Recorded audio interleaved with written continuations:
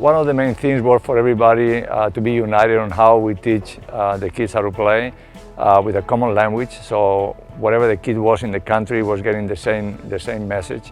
So that's something that we thought it was a great initiative, and it's something that the country is taking very well, and we all can say that we have a pretty united front on how we teach our kids. I mean, we actually, right now, we are the envy of the world. Now, how is that going to translate in the next 2 or 3 years? We'll see if we actually get the big stars that we actually are shooting for. We started the philosophy in 2008, and it has been evolving every day because time goes by, concepts change, technology gets involved. It's extremely important.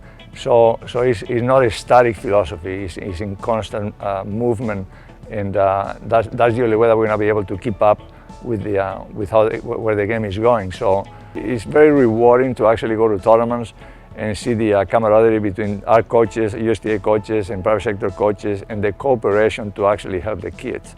From where we were till where we are, I will actually make a comparison like going to school and then after school being very successful.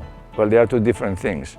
You can get a good education, which I believe is what we have been doing for the last 9 years with our kids. We have a bunch of kids, women and girls and boys, with good fundamentals, but now the next step is how are we going to use all that we have taught them, which is basically, once again, you go to a great business school, you graduate, now you go into the real world, how are you going to use all those tools?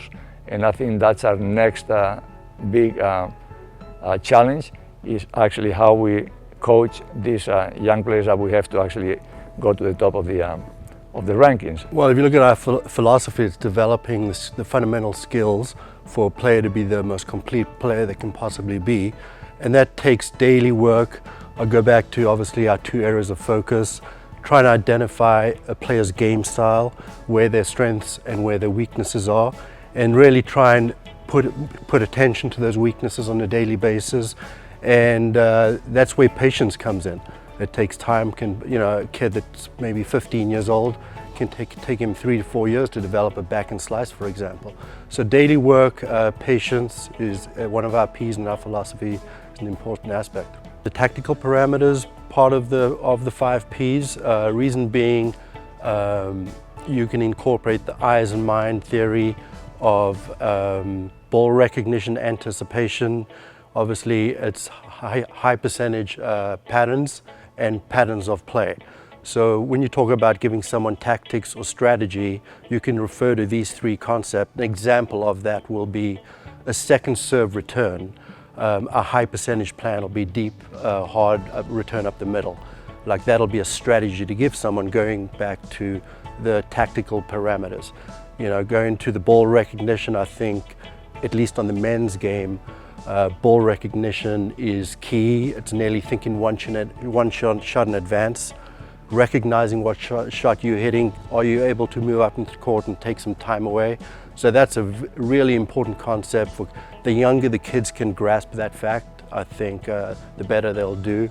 It's been fantastic to see the philosophy kind of spread across the country. I think the coaches are a lot more unified since we developed a philosophy, and now even more so since we've developed the Team USA concept. I find it really pleasant when I'm at a tournament to speak to a private coach and we talk about taking ground and time, and everyone's on the same page. It's a really, really fun feeling.